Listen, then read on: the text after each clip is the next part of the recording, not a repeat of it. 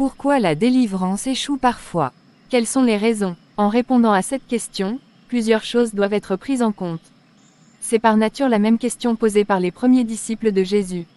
Quand ces disciples furent incapables de chasser un esprit d'épilepsie, ils furent secoués et demandèrent à Jésus la raison de leur échec. Jésus leur donna une réponse en plusieurs parties, ce qui nous amène à prendre en compte la foi de la personne bénéficiaire, les capacités de celui qui opère le ministère de délivrance, les aptitudes spirituelles qu'il faut rencontrer, la force de l'esprit auquel on fait face et la stratégie de combat utilisée. Regardons d'abord l'importance de la foi. 1. Le manque de foi. Le père d'un enfant épileptique s'est plaint à Jésus: je l'ai amené à tes disciples, mais ils n'ont pas pu le guérir. Matthieu 17 verset 16. Jésus répondit: génération incrédule et perverse. Matthieu 17 verset 17. Le mot génération, généa, signifie race et fait référence aux Juifs dont la majeure partie refusa de croire que Jésus était le Messie.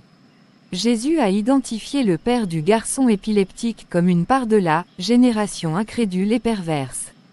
Dans la version de Marc, le contexte révèle que les scribes incrédules discutaient avec les disciples au sujet de cet échec à chasser un esprit sourd et muet du garçon, Marc 9 versets 14 à 17. Les disciples étaient entourés par une multitude incrédule. Le père incrédule implora Jésus: si tu peux faire quelque chose, aie compassion de nous et viens à notre secours. Marc 9 verset 22. Jésus répondit au père incrédule: si tu peux. Tout est possible à celui qui croit. Marc 9 verset 23. Ainsi, Jésus montrait que l'échec des disciples était dû au manque de foi de celui qui recherchait la délivrance. Jésus a rencontré le même problème à Nazareth quand il ne fit pas beaucoup de miracles en ce lieu à cause de leur incrédulité. Matthieu 13 verset 58. Confronté à son incrédulité, le père du garçon cria et dit en pleurant: Seigneur, je crois, viens au secours de mon incrédulité. Marc 9 verset 24. Sur quoi, Jésus menaça l'esprit impur et il partit. Un autre parent venu voir Jésus pour la délivrance de son enfant était une mère syro-phénicienne. Jésus refusa sa demande de délivrance, jusqu'à ce qu'elle exprime sa foi. Sur quoi Jésus dit: Femme, ta foi est grande, qu'il te soit fait comme tu veux. Et, à l'heure même, sa fille fut guérie. Matthieu 15 verset 28. Jésus avait donné une autorité absolue à ses disciples pour chasser tous les démons. Alors il appela ses 12 disciples et leur donna le pouvoir et l'autorité sur tous les démons. Luc 9 verset 1. Comment pouvaient-ils échouer? Les 12 disciples échouèrent car ils furent influencés par la race incrédule et perverse. Ils avaient perdu leur propre foi pour chasser les démons.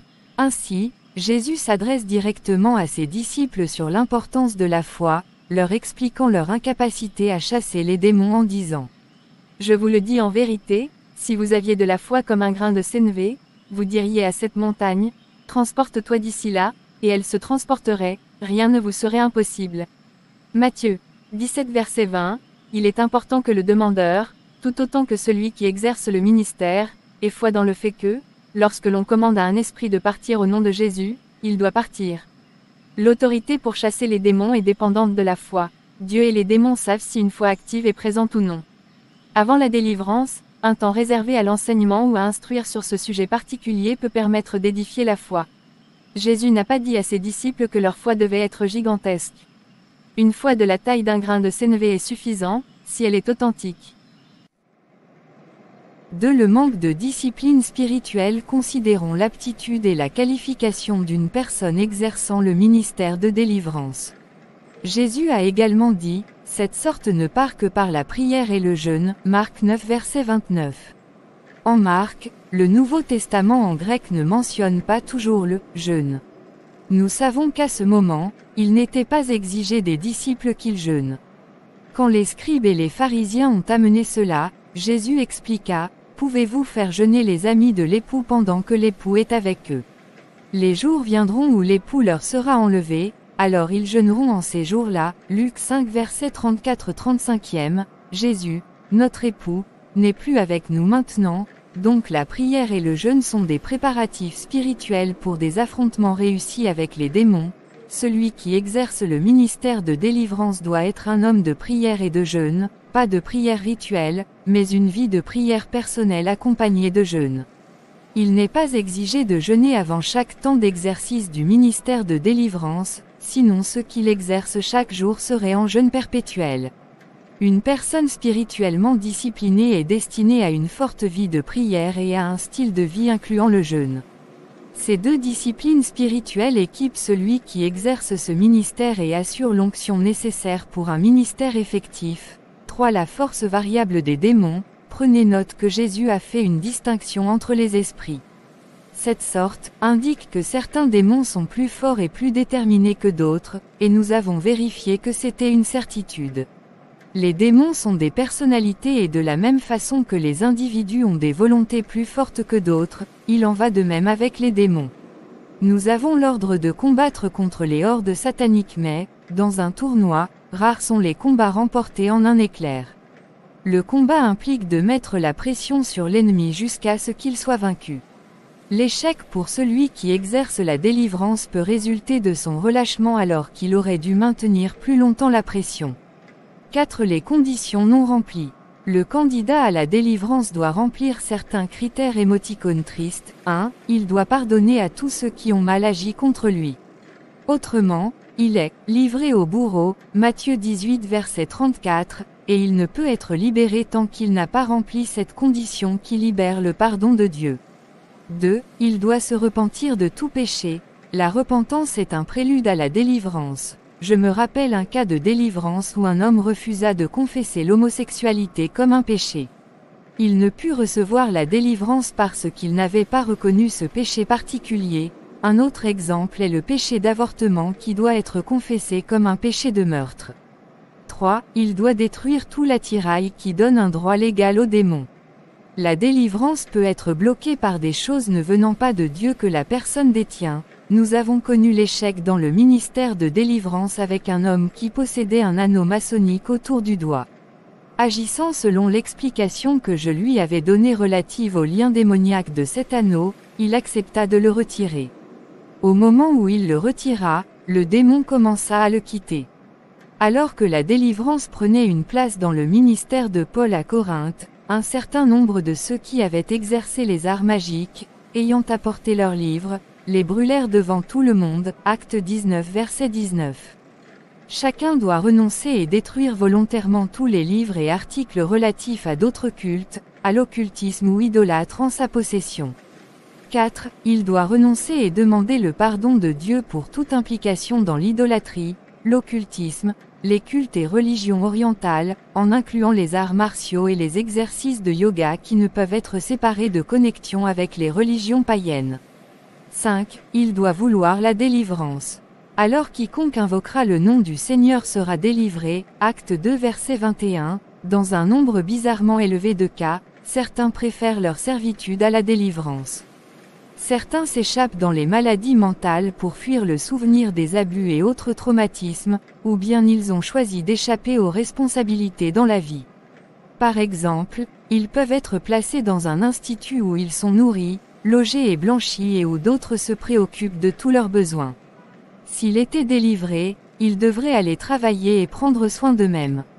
Pour certains, cette option est impossible.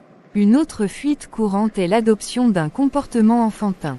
Il y aura un esprit de « petit garçon » ou de « petite fille » qui bloquera l'individu dans un comportement enfantin. Derrière cette fuite, il y a la peur de grandir avec le lot inhérent de responsabilités qui lui incomberait. Certains apprécient l'attention qu'ils reçoivent lors des temps de ministère de délivrance. Ces individus n'obtiendront jamais une percée. Ils auront toujours besoin de délivrances additionnelles parce que c'est un moyen, privilégié, pour attirer l'attention dont ils ont manqué jusque-là. 5. La passivité. Certaines tentatives de délivrance aboutissent à un échec parce que le bénéficiaire reste passif. Cela peut être dû à des tranquillisants qui empêchent la volonté de l'individu d'être mise en œuvre dans le ministère. Il est très important pour celui qui recherche la délivrance d'avoir sa volonté impliquée. Quand on découvre que les médicaments sont une barrière, il est nécessaire d'obtenir de cette personne qu'elle laisse ses médicaments et revienne une autre fois pour la délivrance. L'arrêt de la médication est une exigence à court terme pour faciliter la délivrance. Si un médecin a prescrit des tranquillisants, Laissez le médecin décider si cette personne en a encore besoin. Dans certains cas, le pouvoir de la volonté de la personne est faible. Elle n'a jamais exercé de façon adéquate sa volonté pour pouvoir faire des choix qui changeront sa vie. Elle a besoin d'être enseignée et conduite à reprendre son autonomie. Amenez-la à exprimer oralement ses confessions et prières de délivrance. Conduisez-la à s'approprier à voix haute les promesses de Dieu, et à commander aux démons de partir. Cette activation de la volonté est dans la continuité des paroles de Dieu qui déclarent « Soumettez-vous à Dieu ». Résistez au diable et il fuira loin de vous, Jacques 4/76. Non enseignable, parfois, il y a des individus qui contestent l'autorité et le conseil de celui qui exerce le ministère de délivrance. Il tend à pousser le serviteur à penser que c'est lui qui a un problème plutôt que lui-même. Une exigence de base pour le ministère est de posséder un esprit ouvert à l'enseignement. Celui qui exerce la délivrance fonctionne comme un docteur spirituel. Son boulot est de poser un diagnostic et de prescrire le remède de Dieu. Il ne peut opérer la chirurgie spirituelle pour retirer les démons causant le trouble sans la coopération du bénéficiaire. Cette contrôle. Il y a aussi le cas de celui qui recherche la délivrance, mais en fonction de son propre agenda. S'il doit recevoir de l'aide, c'est selon ses propres conditions.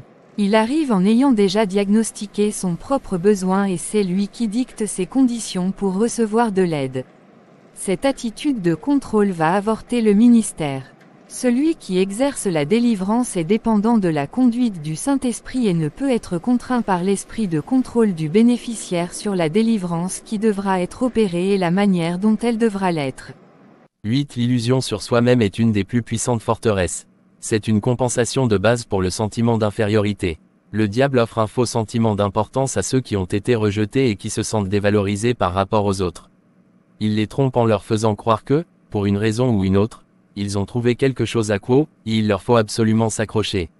Cette chose peut être une doctrine, un don pour le ministère, une révélation ou une technique pour guider. Une personne s'engagera dans cette illusion parce qu'elle lui apparaîtra valable.